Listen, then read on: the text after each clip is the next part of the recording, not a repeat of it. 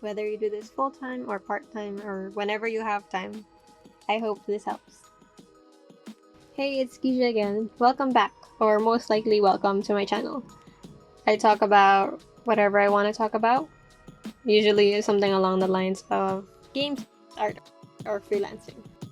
Today I'm going to share 8 tips that have been my rock, my foundation, and my guiding principles throughout both my corporate and freelance career.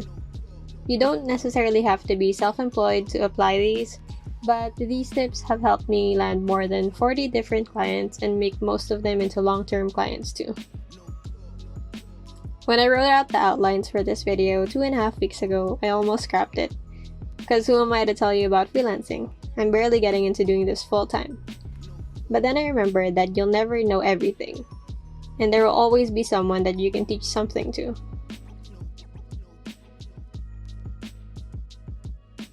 What's important is that you have the guts to share it so it reaches who needs to hear it at that time. Everybody has their own work style and personality, so take what I say with a grain of salt, and feel free to tweak these tips in a way that'll work for you. As I mentioned, I just went full-time freelance earlier this year, but I've learned a lot of things that have helped me through the years, from moonlighting experience, attending workshops and conferences, watching YouTubers, and just research. So here are 8 tips for other freelancers that are just getting started. Whether you do this full-time or part-time or whenever you have time, I hope this helps. Number 1. Create more than you consume. Binge watching is way easier than making something for yourself. That's why we're always on YouTube or Netflix. It's our default habit. But Netflix isn't the best go-to if you want to sharpen your skills. Practices. I always challenge myself to create more than I consume. When I create, I try to force myself to share it and put it out there even if it's not perfect. My logic is, if the majority of people consume rather than create, and I put in the discipline to create, then more people will see what I create. Even if it's not the best thing, I'll still be growing and people will see the progress from what I've put out. On the other hand, when I consume, I make sure to actually digest, understand, and question what I just watched or read. Not just watching or scrolling for the sake of saying I saw it. Otherwise, that would be like reading the headline and spreading the news without reading the entire article. Number 2. Have patience. If you're just starting out, you might have a hard time landing your first client. But have patience. You'll get it. Put your best work in your portfolio, and when sending proposals or applying for projects, make sure you're not sending the same email to 5 different clients. They'll see right through it. You have to personalize. Remember, you have to stand out from all the freelancers out there and show them that you're the best choice. It's like applying for a job interview, but you're up against the entire world. Scratch that. Okay, don't think about it like that. Thinking about it like that is probably paralyzing, so you can just make it part of your routine, like I do. I put it on my dailies, or my daily to-do, to apply to at least 2 to 3 jobs a day, every day. Whether or not I'm looking for new clients, and whether or not I'm in the mood. I do this consistently just so I don't run out of work to do. Not every client replies right away, and not every job starts right away when you get the offer. So it's nice to do this so you have a consistent flow of work coming in. Number 3. Show off the work that you want to do. Don't put catalogs in your portfolio if you don't like designing catalogs. If you do put it on your portfolio, that'll be the work you'll get. Like with the law of attraction, like attracts like. What you put out there is what you'll attract. If, like me, you want to do more illustration work but you don't have much illustration work, start sketching and create your own fake companies and fake work. You can make a flyer for a random idea that popped in your head, like a lemonade stand, and use that to show your skills. What I'm doing now is I'm doing illustrations, and whether or not I have a client, I just upload it on Shutterstock as a contributor, so at least it does something and goes somewhere. And I've landed 3 recent projects that make use of illustration. So I think we're on the right path. Number 4, find a mentor. Fortunately, I've had some great mentors throughout my years. These mentors don't necessarily have to be in your field. For example, my mom isn't a graphic designer, but she keeps track of everything and always makes sure everything is balanced. So I adapted that, and it developed to an obsession of making an Excel sheet for literally everything. From a client tracker to subscriptions here on YouTube to Animal Crossing fossils and flowers that I need to give away. You can learn from great teachers, leaders, and your peers. Just be ready to ask the right questions. If you don't have people around you that have a lot of knowledge about your field, you can find mentors online through YouTube or podcasts. For artsy business things, I recommend Christo's The Future. It's a podcast and a channel here on YouTube. Number 5, choose your purpose by choosing your clients and projects. Choose clients and projects that mean something to you.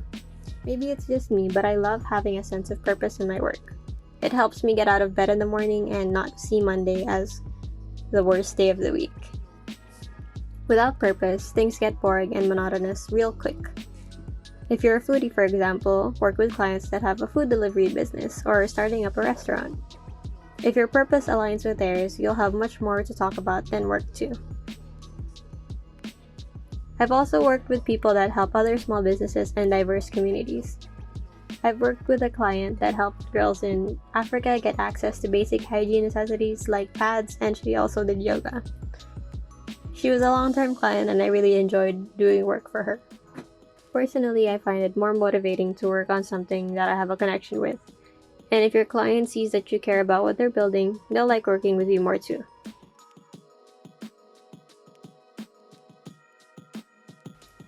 Number 6, connect with your clients. Besides connecting with the field or industry that your projects are in, you should always find a connection with your clients. It's hard to work with people that see you as just a robot or a graphics magician. They won't understand what you do, and they might even request something that's too complex.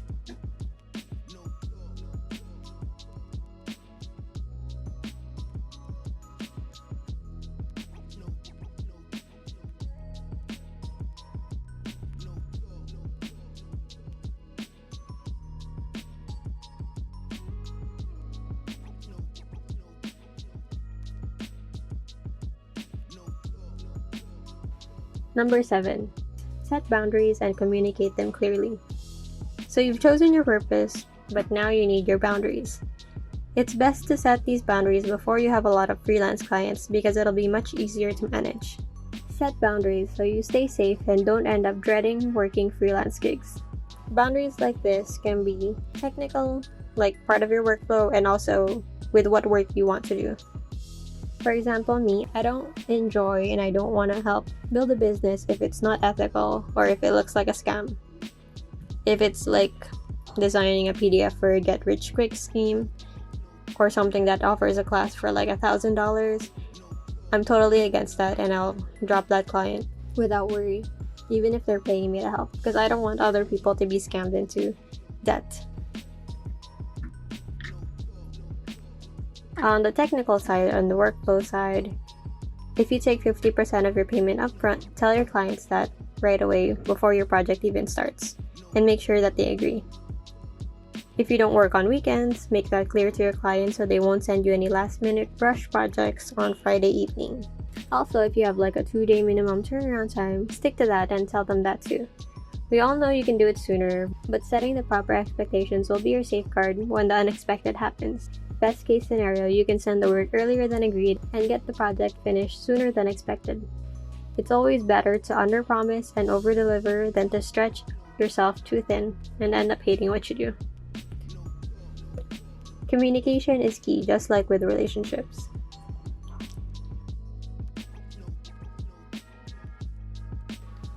Number 8, don't be a robot. Imagine getting the same templated email every time you ask for a revision.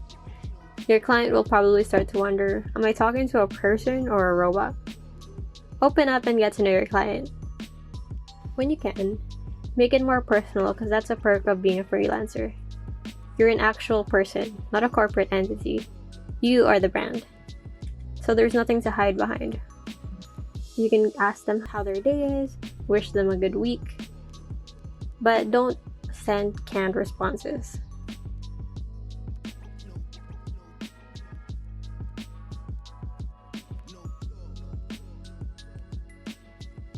That's it for now.